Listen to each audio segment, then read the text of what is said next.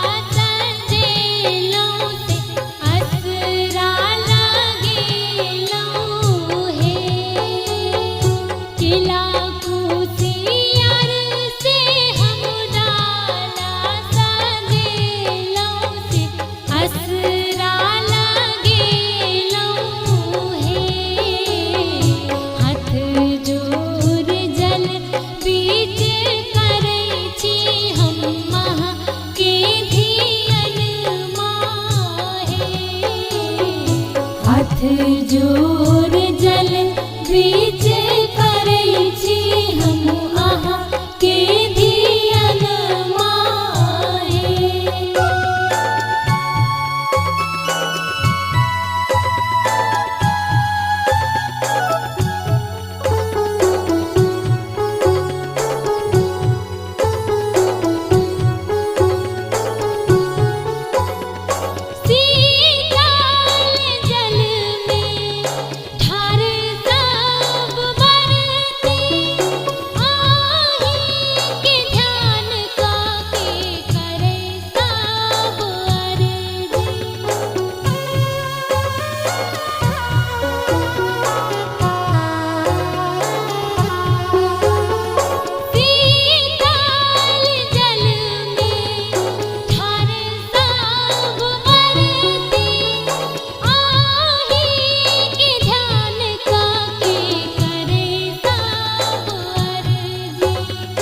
नारियल पान लाके बिनती करै छी से दियौ दर्शन माहे।